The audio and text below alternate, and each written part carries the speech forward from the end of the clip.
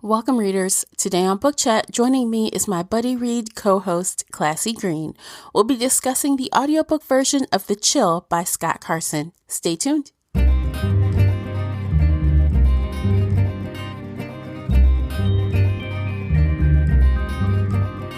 Hey everyone, I'm your host, Tamara Ford, and thank you for downloading this month's Buddy Read discussion featured here on the Shelf Addiction Podcast. If you're new here, every week we get bookish with book discussions, book review shelf bites, and more. If you are wondering what is a buddy read, this is a feature where Classy and I select a thriller or mystery title that we both are interested in. Then we have a candid discussion about that book or audiobook. We even discuss it in our Facebook group Shelf Addiction Official during a live chat. So grab a glass of wine, a cocktail, a cup of tea or coffee, or whatever your drink of choice is, and settle in for this fun discussion.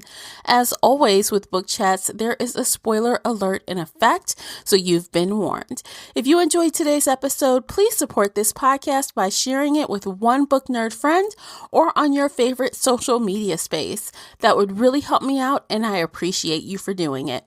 The uncut video version of this podcast is available now on Patreon. Join us there for exclusive videos, including this podcast after show. You can find both Classy and myself on Instagram and Twitter. And if you're reading or listening to this audiobook and would like to contribute to the conversation, of course, be sure to join the Shelf Addiction Official Facebook group. I hope to hear your thoughts on this discussion. The links for everything I've mentioned are below in the show notes. We've got a lot to cover today, so we are going to jump right on in. Joining me is the Buddy Read feature co-host, Classy Green. Welcome back, Classy. Hello, everyone. Thanks, Tamara, for bringing me back for another read. You're stuck. You're stuck here forever. Okay. Hey, you know what? I wonder sometimes. Oh, no. What? No. I mean, I don't take it for granted. How about that? I don't take it for granted. So I'm always pleased when we pick another book and we are back here. Yes, good times. And today we are discussing the audiobook version of The Chill by Scott Carson. The audiobook was published February 11th, 2020 by Simon & Schuster Audio. The unabridged audio length is 14 hours and 38 minutes, and it is narrated by John Bedford Lloyd. And we did receive a copy of this from the publisher in exchange for an honest review. So that is what we will do. Classy, before we get started, would you like to share the synopsis with us? Absolutely. In this terrifying thriller, a supernatural force set in motion a century ago threatens to devastate New York City. Far upstate in New York's ancient forest, a drowned village lays beneath the dark, still waters of the Chilliwackee Reservoir. Early in the 20th century, the town was destroyed for greater good, bringing water to the millions living downstate, or at least that's what the politicians from Manhattan insisted at the time. The local families settled there since America's founding were forced from their land, but they didn't move far, and some didn't move at all. Now, a century later, the repercussions of human arrogance are finally making themselves known. An inspector assigned to oversee the dam, dangerously neglected for decades, witnesses something inexplicable. It turns out that more than the village was left behind in the waters of the Chill when it was abandoned. The townspeople didn't evacuate without a fight. A dark prophecy remained too, and the time has come for it to be fulfilled. Those who remember must ask themselves, who will be next? For sacrifices must be made. And as the dark waters begin to inexorably rise, I hope I said that correctly, the demand for a fresh sacrifice emerges from the deep. All right. That was a mouthful. Yes, it was. Just like this book was a big mouthful. Oh, gosh. Okay, so let me just say, you guys, this is also, we're here on Buddy Read, so we're reading this also in the Shelf Addiction Official Facebook group. And let me just tell you why this is really my pick, and I take full ownership of that pick. I really wanted something different than what we have been reading. We've been, kind of in the same zone of books like lately. And so I thought this would be a fun break because, the blurbs and people were classifying this as horror and, thriller and all of these fun things. So when I saw it, I said, oh, yes, I would love to read this. Thank you. But I have to say, for those, who have not read it and you don't know much about it, in my opinion, I don't think this is horror at all, at all. I think it's more supernatural, and maybe it's a little bit of suspense, and definitely it's almost like a disaster book as well, like rolled into one. What do you think, Classy? I agree with everything, and I would add historical. Yeah. He There was a lot of information about dams and the making of dams and, the history of dams. So, and that may be the problem. Yes. All those he just smushed all those genres together, or just all it was like um a cornucopia of information that was just too much, and probably why it was over 400 pages and it dragged ass. It was an info dump of information about dams and water systems and, the process and tunneling and just a Yeah. lot of that. And I did find myself a little bit zoning out when it started getting too explainy. Like, we started getting too deep into how, how things work and what happens Right. when we go here and what happens if that happens. And it's, Yeah. It yeah, took away. I mean, I did too. I zoned out too. My attention span was zapped after a while, because it's like, oh gosh, we're going to go about these dams again, how the water system flows from New York to, wait, Chilliwackee. They're still in New York, right? It was yeah, just they're in different parts of, northern New York. They're like in right. Catskills. Is that what Yeah. it's called? Okay. Catskills? Maybe. Yeah. Yeah. And it was just a bit much. Mhm. And I think it wouldn't have been as bad if I didn't, if I would have expected this to be historical or information over, and I won't say information overload, because no blurb is going to say, we're going to just overload you with information. But if I would have expected it to be more historical, or, as the examples are the genres you mentioned, I would have, we probably wouldn't have picked this book, Right. but We wouldn't have. Honestly, right. if I knew, if I feel like I didn't have a clear understanding of what this book was, and that might have been partially my fault because I didn't do a lot of diving and digging around trying to figure things out. I didn't read any reviews. I kind of just took it at face value, which I probably shouldn't do anymore. But I was just tired of looking for reading Right. synopsis. I was just tired, so I just picked it. But when I started looking after I finished the book, I found out that Scott Carson is the pen name for a New Yeah. York Times best-selling author and screenwriter. He lives in New York. Sorry, not New York. He lives in New England, just above a dam. Go figure. Mm, I did a little more digging, and the author is Michael Koriota, and right. I don't know him. And I don't either. I was looking at his books. I guess he wrote 14 books under Michael Koriota or Michael Cor Korita. I'm sorry. He actually has a phonetic pronunciation of his name, Korita. There we go. Now, is he suspense? Now, the other books that I clicked on one of them, and it looks like people are tagging it as thriller, but Okay. mostly in mystery.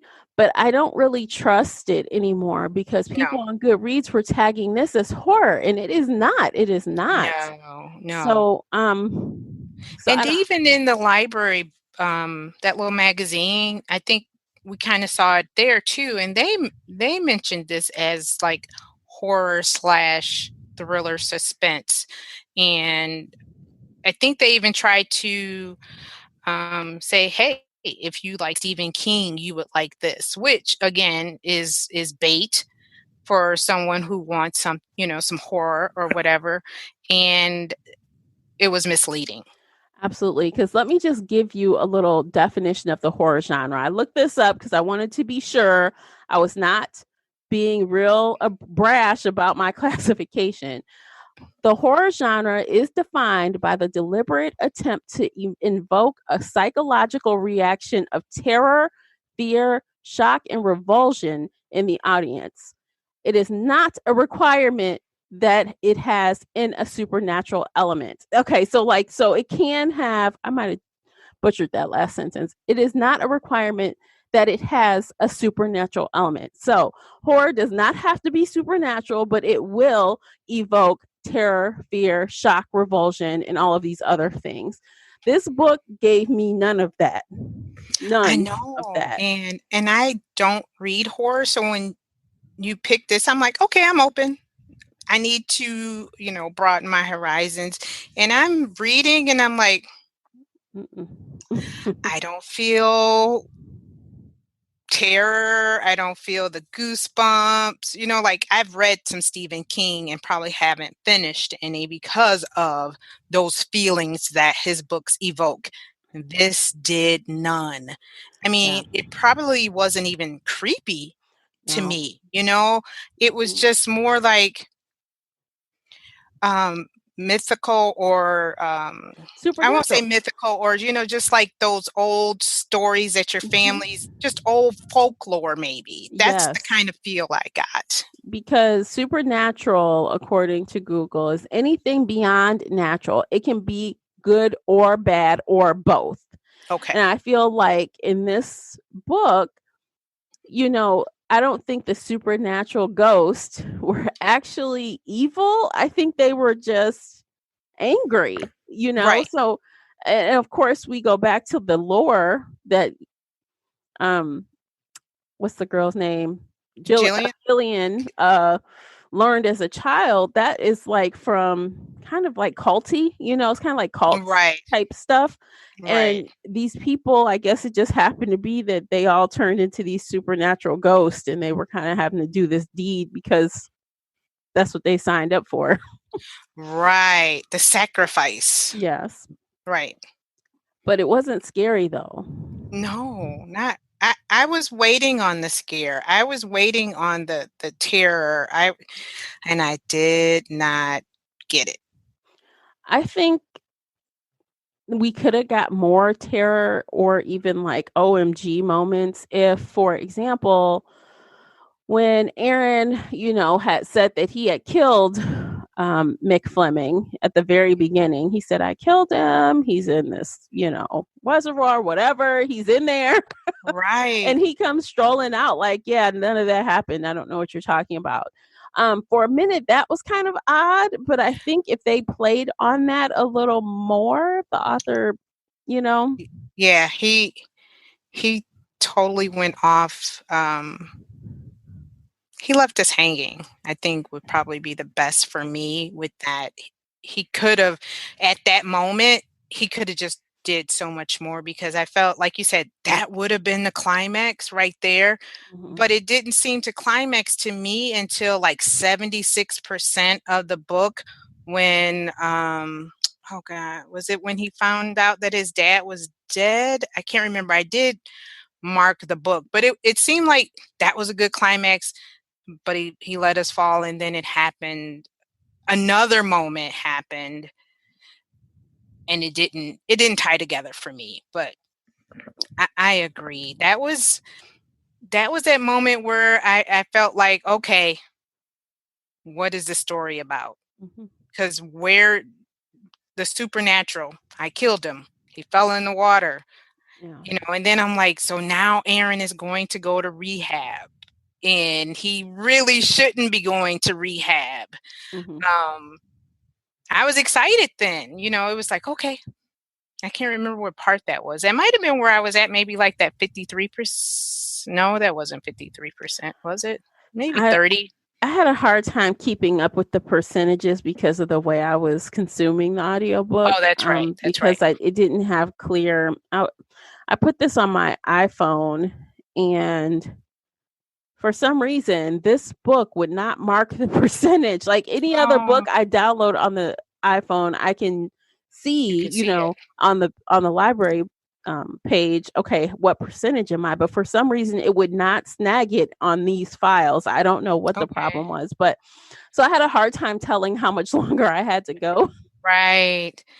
which I think also contributed to my angst of it all Yes. because I could not figure out, well, are we near the end? Are we in the middle? What's what? Because like there was one other part for me that seemed like it could have had more of that scary aspect. I was waiting for it. And that is when Anders Wallace, the ghost, kind of took possession of Mick Fleming and he was kind of talking to him. He was Yeah. talking to him and then he was acting through him. So I thought those parts could have been elevated a little more to just bring up the creep factor a little bit more. Right. And now that you say that, I think now I I realize that might have been because we did the audiobook. I did notice there were times where the narrator, even though we're listening to Mick Fleming, his tone did change a little bit, and I'm like, "Whoa, what was that?" And that probably was what I heard. Mm-hmm. Anders, speaking through Mick Fleming. Yes. So yeah, I think that would have, because I mean, you could kind of tell that Mick was being possessed or spoken through. Um, Anders was taking over Fleming, and I think you could only tell those moments because the author would mention, "This isn't normal for Mick Fleming. This is a different personality." Mm-hmm. Um, and that was just too much. You didn't have to give us, I think he could have done more. That was, so obvious. Let us give us more meat so we know that this is Mm-hmm. what's happening. So, Mm-hmm. yeah, I think you're right. Yeah, I think I would have also liked to know like what exactly swayed Mick to Anders' point of view because when Mick was kind of like coming through, like when he needed to explain things to people, Hmm. it was him using his knowledge as an engineer. Right. uh like what happened, like we know he was like down in the reservoir or something, like looked like he was floating on water according to Aaron. Right. Remember that part, and he Yeah. was talking to someone but he Yes. didn't know who he was talking to. I would have liked to hear more of that, or at least get the little part where he started to agree that everyone needed to learn the lesson. Right. Like when did Mick start being cooperative and Right. agreeing? Yeah. What was the trigger? Right. Like when did he drink the Kool-Aid? Yeah. It at one point I felt like when he fell in that water after Aaron hit him with the bottle, like did he go into like a vortex and all of us, that's what, like, was he transported, and once he went down there, you are now a member of the underground. It's not That's the what I underground. thought at first. I Right. thought the catalyst was the water. Right. But it can't be because there were ghosts down in New York in the tunnels. And I'm like, Yeah. well, that doesn't connect because right now the water doesn't connect in that way. Right, because that's what So, the end result was opening that mhm, tunnel. mhm, And then I also thought it was the water too, because Aaron mentioned in his book, listen to the water. So I'm mhm, like, okay, it's the mhm. water, but it wasn't the Mm-mm. It water. can't be. So it No. was kind of weird as well when like ghosts started popping up for Deshaun, Gillian's father.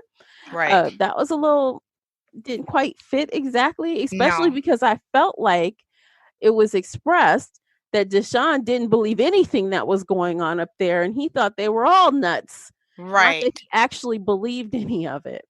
Right. And I didn't see the connection of Deshaun seeing Ghost as well, because in my mind's eye, the connection would be the folklore. Unless I missed this part, did Gillian's mom teach him? I felt like Gillian, her mom, and the grandmother, usually with folklore, it's passed down through generations. You know, I have old folklores in my family. You probably have some, heard some stories. And Deshaun was basically the father. They weren't married. He only heard these little stories when he would come visit Molly, Millie, whatever the mom's name was, and she would kind of take him in that room. But I mean, he wasn't indoctrinated. You know what I mean? I just didn't Right. see where he all of a sudden got uh the visions of the ghosts. And like he said, some of the other sand hogs or whatever they call them probably saw these people too. So again, that missing piece, I wasn't sure how Deshaun, besides being Gillian's dad, was able to see what Gillian possibly saw.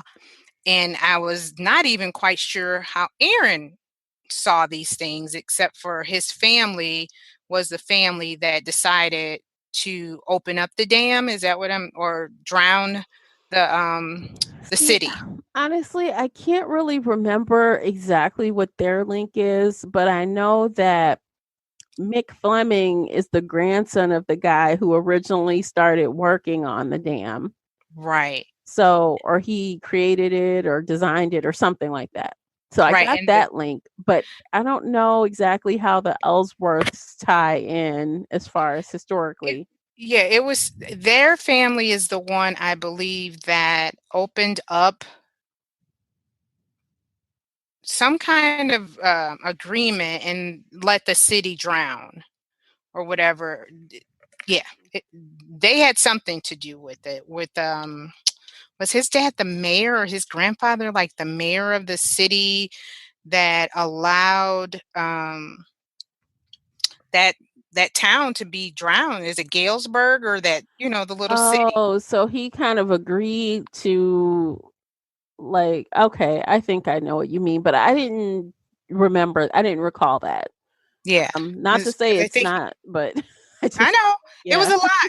It was another problem with the book is it was too long and there were too many characters. There was too many jumping arounds of point of views.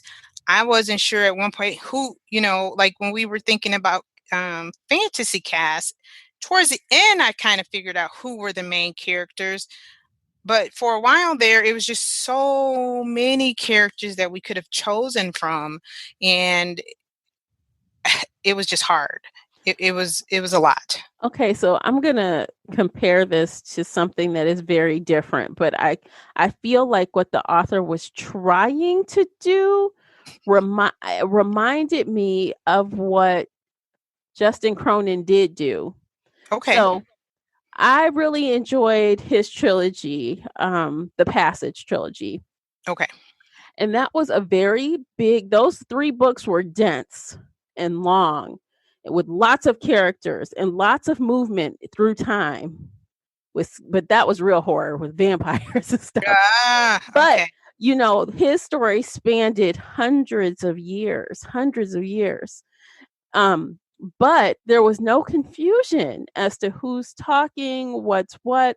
Like we would jump from this set of people to another set of people to another, we would follow groups of people. And I think that is what Scott was trying to do as far as like we get Gillian's point of view, we learn some history from Deshaun, we get a little bit of history from Mick's family, we get a little bit, and through telling these old stories we get the bigger picture. I think that's what he was trying, but I feel like the connective tissue wasn't quite, even There. though he gave us a lot of information, Yeah. it just didn't settle in the way that I think it should have. Like Right. I feel like I should have known these characters. It took me a while to figure out who was who at first and what Right. the hell was going Right. Because there was times where he spent a lot of time on one character and then all of a sudden they were dropped out. And then the ones who kind of stayed throughout the book, I felt like he didn't give us enough information. Like Mick Fleming, all we knew, I mean, there was more to it, but the gist, I think, like when we come to the end of these stories, like when we pick our characters, we can say this is so and so. And with Mick Fleming, all I knew about Mick Fleming was his grandfather was the builder of the dam, and he was the engineer who was coming in to check on the dam. Mm-hmm. And this man played a key part in this book. You know, Aaron, we learned a lot about, who I liked. Mm-hmm. Not too many of these characters I liked. I really didn't. I felt like Jillian was a key player, and we didn't learn a whole lot about her. No. Except for, no, we learned, you know, as a child the story, and then her dad went and picked her up, and then all of a sudden we're brought in. She's brought back in when Aaron so-called kills Mick Fleming. So again, I just felt like, you know, we learned a lot about grandma. It's like, pick your main characters, give us all the information you need about them, all these secondary characters, you know, just give us bits and pieces, as you say, to connect the tissue, Yeah. to make this full body of the story. Yeah, if I had to guess the main characters, I would say definitely Gillian. I would say Aaron, and I guess Mick Fleming slash Anders Wallace, because they're pretty much the same person for the whole book, pretty much. Right. Yeah. Um, and everyone else was kind of background Right. noise, I Yeah. think. And out of those three characters, we knew the most about Aaron, probably. We knew, I mean, if I would ask you about Jillian, what would you say? Well, you know, and at first, okay, so I'm gonna get into some physical characteristics. At first, when I first started, you know, Deshaun was telling his story. I'm like, Deshaun, is he black? And then as I'm reading, I'm like, wait, is he not? And then I'm reading, I'm like, wait, he is black.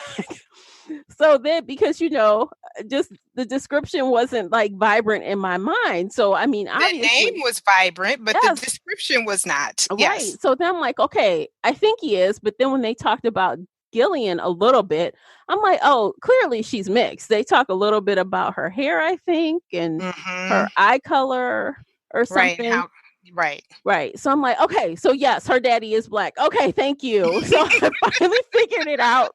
I finally figured Right.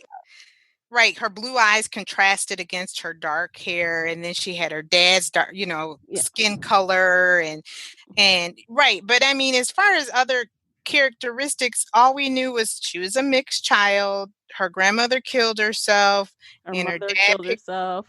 right. Her mother killed herself. She worked for the public water system, and her dad took custody of her after grandma died. Right? Yeah. Well, she I think she was with the police though, not the water system. But like it was weird. Like that part wasn't clear to me either. I feel like she's a police or an some type of official person, but not like a water person. Because remember when they were talking about like we service the same water, but I'm Over that a jurisdiction. cop and you're you know, like a water like a water and sewer employee, you know how they Right. kind of clash or whatever. Yeah. So I feel like she's a cop to some I know. level. I could be wrong, but that's like my inkling. But Right. she 'Cause I works know, for like, the water, you know, for that part of the water, okay. if that makes Again, sense. I know. But you did all this damn information, but you really Yeah. couldn't give us a clear explanation of what Gillian's job was. But anywho, but that's what Mhm. I'm saying. Out of those three main characters, that's what we know about Gillian. And then for her to, you know, at the end, you know, learn that well, we kind of had an idea that she was supposed to sacrifice herself too. I mean, it looks like history shows that this whole family sacrificed themselves for this tunnel, or Yeah. this, you know, the opening of the dam. But yeah, it was just too many characters and not enough information for the main characters for me. Yeah. I think like okay, so I did listen to this pretty quickly. And I feel like had I not crammed it, so quote unquote, maybe I would have had more time to digest in between, and maybe it might have helped a little bit. Like I don't feel confused right now, but I feel unsatisfied. So I get what he was trying to do. It was very ambitious, I think. And I did enjoy like the supernatural aspects. I think I like those the most of the story. So I liked seeing the ghost. I liked, you know, kind of like the idea of them like seeing the ghost under the, in the tunnels, in the water. That was kind of like I could see that visually, and that was appealing to me. But everything else, I'm like, well, and then at Yeah. the end there, at the very end, after they save the day, and then Gillian and Aaron are like holding hands in the car, or she's holding his thigh or something. I'm like, okay, I was wondering that whole time if the author was going to put them together at the end, although I feel like it wasn't needed at all. I don't like when, I don't know, I just don't like when they have to put a relationship aspect in a story like this. It's not needed. Yeah. And I don't know if you noticed, there were times where the author would repeat lines. Like when I think there was another section of the book where they mentioned that Gillian, they were riding around and Gillian put her hand on his thigh, and then they mentioned it again. And I'm like, didn't I just read this? But I almost at one point thought that they were telling the story from somebody else's point of view, but I'm like, no, it's still Jillian or whoever. But again, we are seeing where they're saying she's put her hand on his thigh again. And I'm like, what is that about? Mm, Yeah, yeah, it I was weird. Yeah, and then that little part, I guess they said something, I guess Gillian was from her narration. She was saying they need to decide where to live, or they need to live in that town because they need like people who know the old stories. Yeah, So I'm like, so you guys are together, I guess? I don't know. Maybe I just know. some trauma, a disaster threw you guys together, and there you are, I guess. But it was weird. It was weird. It was it was really weird. It was like all of a sudden, insta love. Yeah, Where the hell? Where I did mean, that come in? I only I'm okay, so I don't read a ton of romance, but I do read some paranormal romance, as you guys Mhm. know. And the only time I buy Insta Love is in a paranormal setting, because then you can explain it by fates or destiny or whatever, because it's paranormal. Who cares? But in a Right. real world type setting, Right. come on, I don't Right, just and don't like you were do saying it. with paranormal, there's some kind of connection, Right. if it's the, animal instinct or, just something where they have no kind of no control. It just happens. Hmm. This, if they would have explained that this trauma caused them to come together, I could have understood it. But yeah, it didn't fit for me either. I could have just seen a relationship, a friendship. Yeah, I think a friendship would have settled better with me. I almost feel like the author threw that in for the women. So women reading, here's a little snack romance thrown at you on the side. At the Um end. yeah, at the end. I just don't do it. Like why do it? I mean, they could be friends, they could be colleagues at a one point, I Right. don't know. I just don't think that was necessary, but No, no, it wasn't. Not at all. yeah. I know this is it. This was a hard pill to swallow, and I didn't read this fast. I tried to take my time because I wanted to be fresh for today.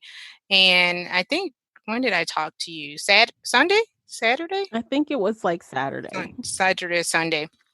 And I was trying to drag it out so I could be fresh.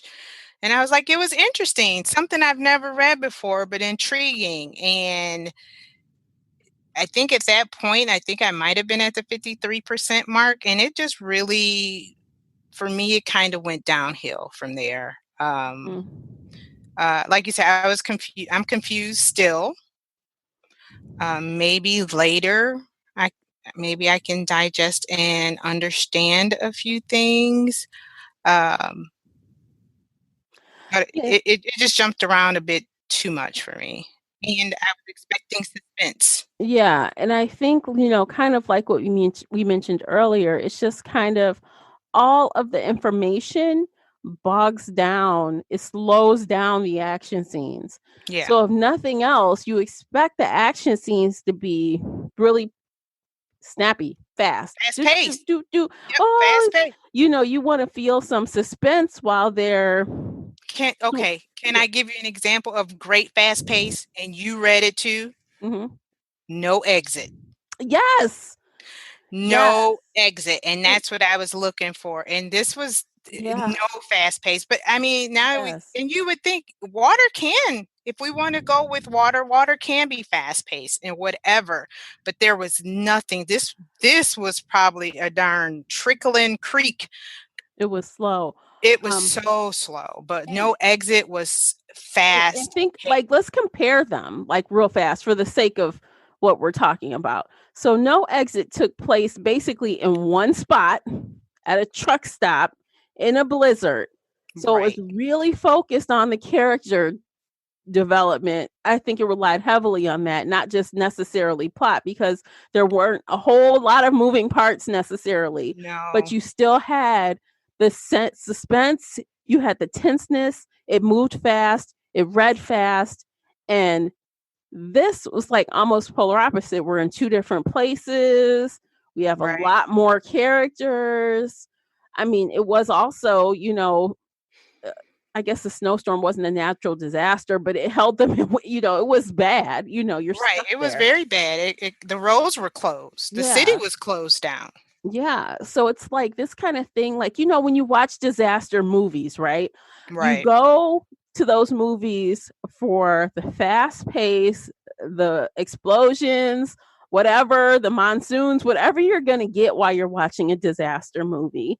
right, Um, and we don't really know everything behind the scenes that caused the disaster to happen. We know a little bit, right, but we don't know everything. So just too much information, I think, bogged down the action scenes overall and maybe even the plot pacing. It just slowed things down. it did, because once you start telling me, the mechanics of the dam and all that, now I've switched over. My brain has basically switched over to I'm in a history class. Mhm. It's no longer suspense thriller, not even horror. Now you have just given me a social studies, whatever, or history class on the mechanics of a dam and water um, systems. Yes. And then you try to bring me back. All you have to do is just give me some little bits and pieces. Now I will give him credit that he did his research. He did a hell of a lot of research, but he didn't have to give us everything. Yeah. He did his homework. No doubt, He but he did. didn't have to give us everything. No, and like I mentioned like a couple minutes ago, the highlights for me were the supernatural parts, were Yeah, the ghosts, were those interactions with the regular people. And right, even kind of the creep factor of learning that old story and learning about, like, it would have been, I think I would have liked to learn a little bit more about the cult and how, if we're going to go there with information, I mean, tell us how we got here. Like, how did right, we get here? right, More than I cared about the mechanics of the dam. The dam right, was like the consequence of this. r I want to right, know about before if we're going to right. go there. We got a little bit, but we could have got a little more. Yeah, Yeah. especially, like, grandma died the way grandma well, everyone seemed to die differently. Her Mhm. mother drove herself into the water. Um, Grandma died with the hood over her head and the chains. And, at first I was like, "Please explain," because it kept mentioning the black, hood that she had over her head. And I was like, "Please," because I thought this was going to be something important, an important piece, like maybe this was part of the cult, because we never did learn how her mother died until later. I think Aaron asked. But I'm thinking maybe this cult, that's why she knew it was her grandmother in the water, because that black hood was symbolic to them, That's what I thought it might have been. Yeah. See, you too. I was Mhm. thinking maybe this is something that these townspeople or her family did, and she knew the history that every last one of them who sacrificed themselves wore black hoods and chains to make sure, basically, that they will Man, drown. because that grandmother's death was so dramatic. I mean, Yeah, she's like, "Oh, let me put the hood on. Let me scoot over to the edge. I got I the chains." I'm like, know. "What the heck?" But the mom, she just drive off the cliff. I'm like, Right. "Okay, so Yeah, so the two stories didn't match for it to be yeah." in. Yeah. So again, if you're going to do this, be consistent with your story. Mhm. Because I mean, usually, I don't know, usually with folklore and cult like things, they kind of do the same thing. Mhm.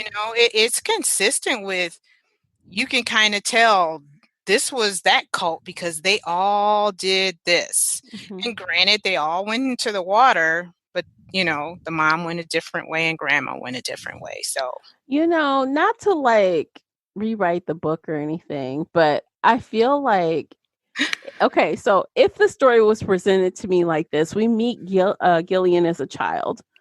We stay with her, I don't know, for a couple of years. We go through some experiences with her, real time. We get some feelings from her. If she's believing the shit, she's freaked out or whatever.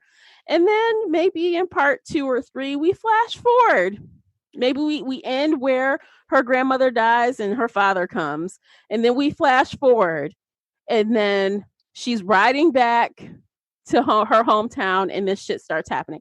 So I feel like maybe ah, Gillian should have been the anchor. She should have been the anchor for the entire story. yeah, And that would have changed things, I yeah. think.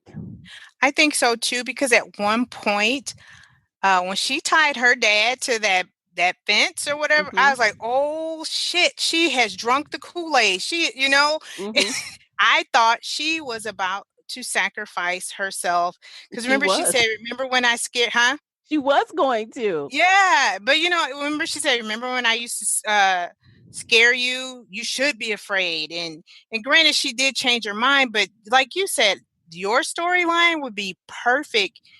It, it's almost like there's so much of that book he could just cut out and maybe rearrange some parts. Yes, or Yeah, add, like we said, like I said, add like some prequel. Give us some background, like real yeah, background on Gillian's how she was raised, because yeah. maybe we should know what a creepy child she was, so that we would know why her daddy was scared of her. I mean, Right, because he said, yeah, apparently, besides drawing, there was um, some reason why the dad didn't want to take her, yeah.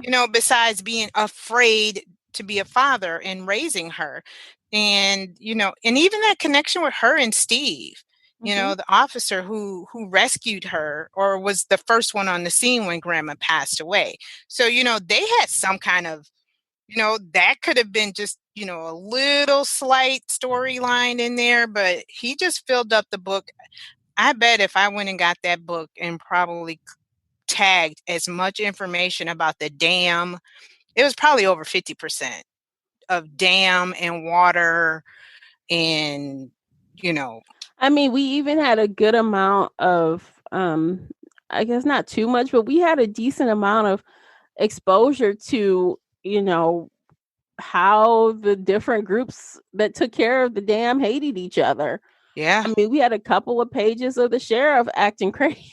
Right. It was like the Hatfields and the McCoys. Yeah, yeah. I'm like, what is going on? Like, he was very angry, and it was just too many. Like I said, I feel like Gillian should have been the anchor of the story. Yeah. It should have I, been all her yeah. kind of still having these interactions with all these different people. But if she was leading the story, it would have read a little different. Yeah. And I did like again, like when she took Aaron back to her home, her childhood home, and all of these things. Yeah, I see where like you were saying, I see where he could have gone, but he got distracted and went a totally different route. Yeah. Honestly, I feel like it's a great concept. I feel like I'm down for the concept. I really could see the potential there. Yeah. It's just, if you're down for like a slow, burn of a book, and feeling okay with a average ending, definitely. Right. I mean, because to me, it wasn't, you got the problem was solved at the end, which is good. We Right. want that. We didn't want disaster. So No. the disaster was averted. Right. But there was no aha, or, oh my God, it was so daring. Actually, I think the most daring thing was Aaron swimming that whole way in that Yeah. cave. And that even I did not feel the stress that I wanted to feel in that kind of situation. I mean, he's almost out of air. Right. But that was the most exciting part about the takedown at the end is he got over all the way over there. Right. He almost died. He talked himself down from panicking because he's like, oh my God, I got to calm myself down or I'm going to die. And he made it all the way there. And he's like knocking on the thing. Hey, I'm over here. Hello. Hello. And they're like, what? What do you mean? Right. So he saved the day. I mean, that was the most exciting part. And everything else was kind of like, Right. And I felt good for him. It was redemption, for him, for all the crap he sent his dad through. And, and I could even see those two plot lines, with Jillian being, the scary girl and Aaron being, the child of the sheriff and, redeeming himself by helping. But yeah, I think the tension with him swimming probably was higher when he tried to save Mick Fleming. Remember? And he was like, I'm going down and my lungs are filling up. Yeah. That was tension there. That was more tension. Yeah, that was more tension than him saving the day at the end of the book. I think you imagine you think you found him and then instead you get the skeleton. I'm like, oh my God. Yeah. And then I start thinking how many skeletons are in that down thing. there. Yeah. Yes. Mm-hmm. Like there are lots of people down there and I'm sure they recovered some of them, but not all of them. You know what I mean? Like, ugh. Yeah.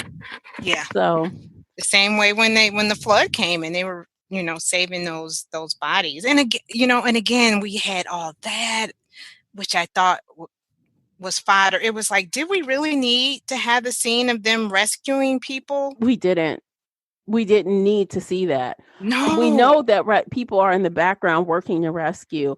Yeah. We could have skipped that and they just could have came across each other on the road. We didn't need to see that. No. But when that was going on, what I really wanted to happen, here I am again. I was waiting for Aaron because, again, the water. I was thinking about the water and his daddy was killed and then he didn't die in the water, but he was put in the water. Right. So I was waiting for him to see a ghost of his dad or something. I'm like, that, you thought that? I thought his dad was going to turn into a ghost. Yeah, that would have been fun. Like, oh my God, you get to say bye to your dad or something, but that didn't happen. Yeah, I thought that was going to happen. Well, and again, I thought the water was the catalyst that once they went into this water, it was like when Mick Fleming killed them, I thought he was recruiting. Okay, this is my thoughts. When he killed Arthur and the sheriff, I thought he was recruiting people to help. So, I'm putting them in the water because he didn't just leave them on the land. He put them in the water. So I'm thinking they go into this water and lo and behold, they're going to turn. Yes. Yeah, that's what I thought was happening. Yes. And that would make sense because there was a part in this book where Aaron told Gillian that the woman he saw looked tired. You know what I'm saying? So it made me feel like, not all of them were there because they wanted to be there. They were just like workhorses. You know what I mean? Do your job. Help us do this thing. And like, not everybody was a sacrifice. you know. Right. Yeah. So that would have played into that if that's what happened. Yeah, and that's what I thought, that they needed more workers because this thing was getting bigger. I mean, if you think about it, when grandma or prior to that, the city was smaller.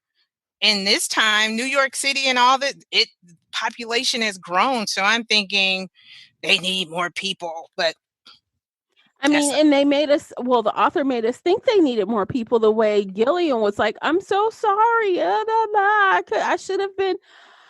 And she was like 2 seconds from taking the shovel or hammer or whatever it was they were trying to hand her. yeah.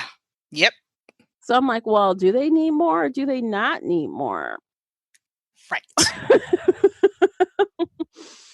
Exactly. Or is it just something to yeah. I don't know. We could go on and on. Yes, Of but we'll what we stop think. there. But Yeah. because of this, you guys, so on the day that we're recording, we both finished this audiobook. And I think we were kind of at the end of it, I needed to kind of decompress a little bit and kind of just let things settle in for a couple hours. So because of that, we didn't really have time to do our usual fantasy cast. We were both kind of like, woosah. Yeah. Let me. Right. So And yeah. and it was I don't know about you, but I really couldn't picture anyone. I mean, I could have if we had a little more time, I would just pick some people. But I never, while reading the book, could visualize the characters. Mm-hmm. I mean, yeah, I knew Aaron had a swimmer's body.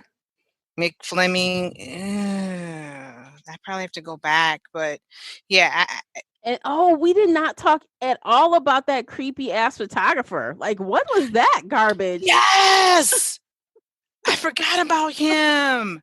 He just shows up to like take Pictures and pictures. document. Yeah. Yeah, that was So I'm like, is he the Grim Reaper? I mean, what is right. he? Like, what's going on? Because they said if you take pictures, you steal the soul, and Yeah.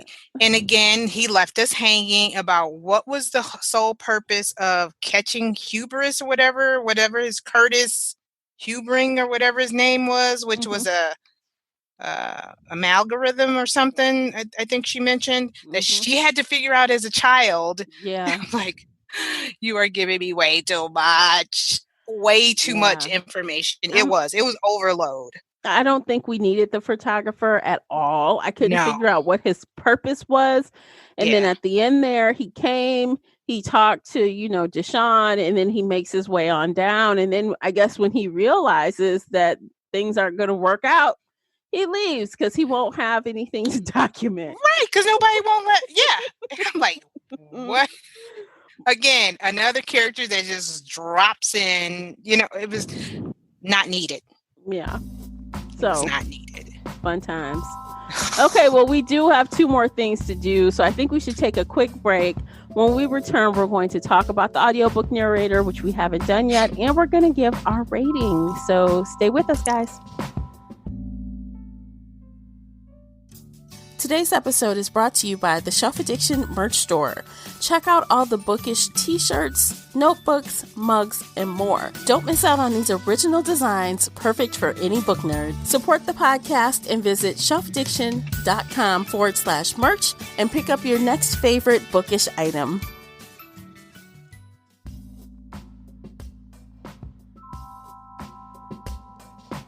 Okay, and we're back. So let's talk a little bit about the narrator, John Bedford Lloyd. I feel like I've seen his name before, like a lot of times. Okay. I'm going to look him up right quick. Yeah, his voice didn't sound familiar to me as far as any books I've read, but that doesn't mean anything. I feel like I've seen his name a lot, or I don't know necessarily that I've listened to him a lot, but maybe when scrolling through Audible, I've seen him a lot. I think I've read somewhere that he's done some thrillers. He's really known for he's done some narrating a lot of thriller books. Yeah. Oh, Dean Koontz. Yeah. He's done some, what is this? Oh, army stuff? I don't know. I just don't know. I'm just looking at your face now. Oh, sorry.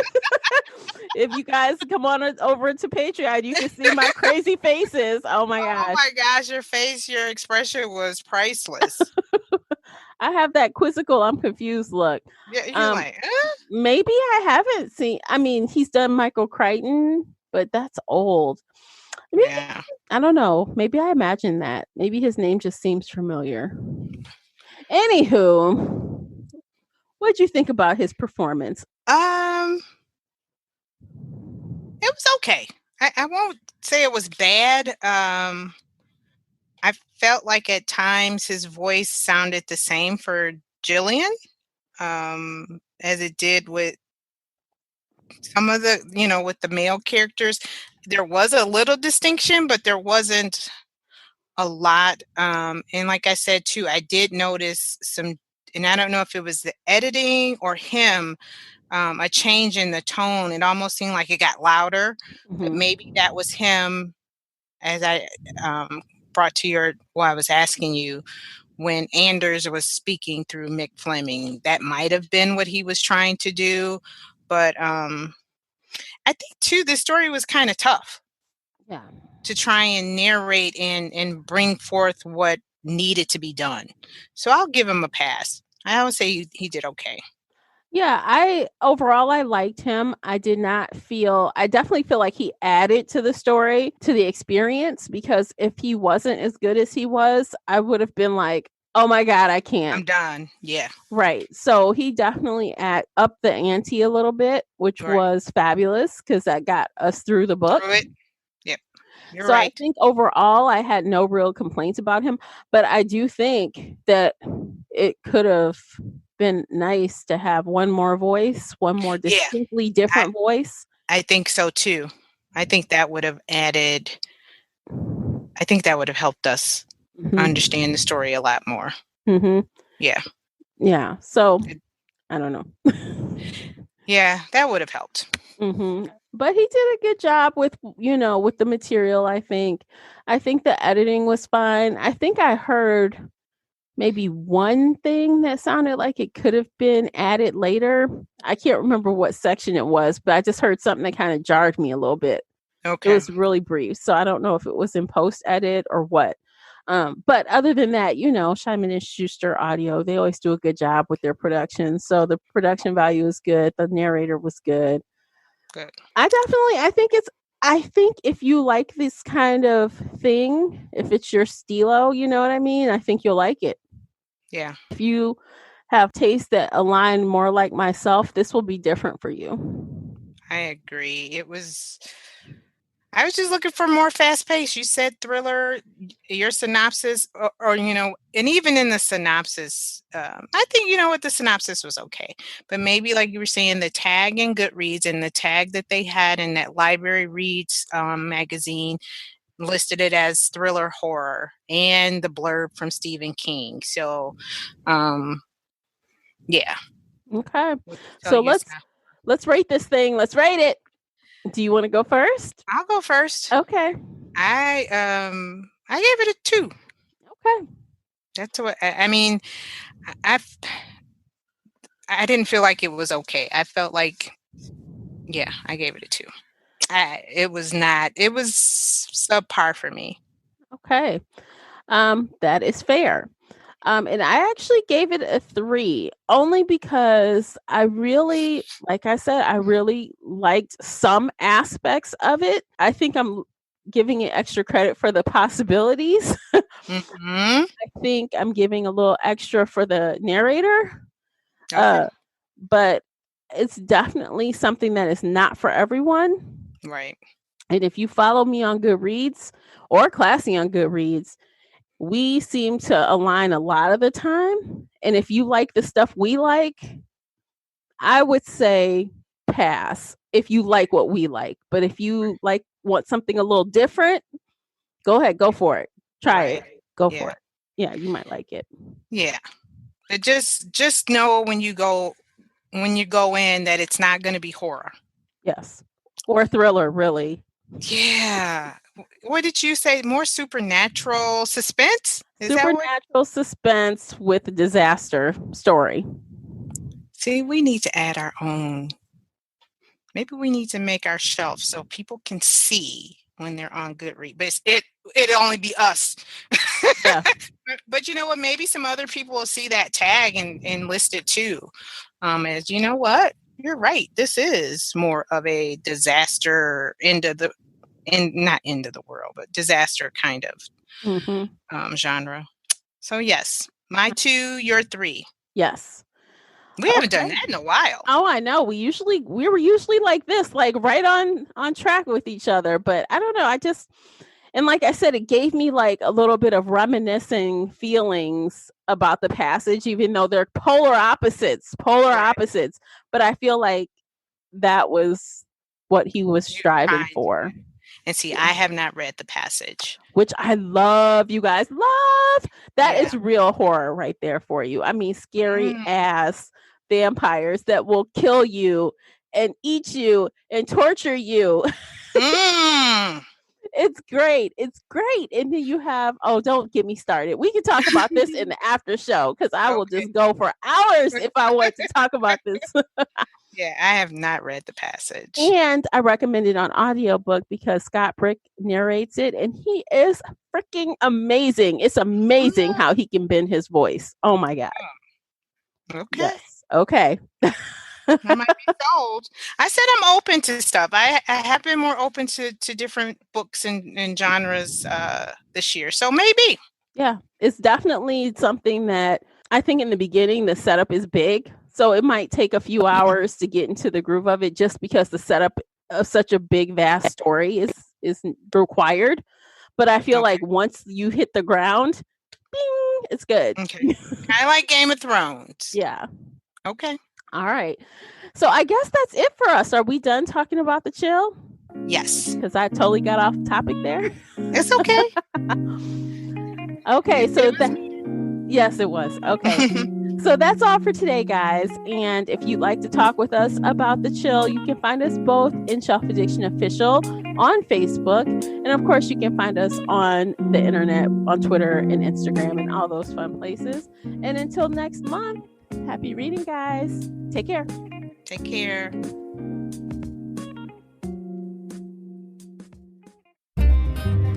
If you enjoyed today's book chat episode and would like to show your support, there are a few things you can do.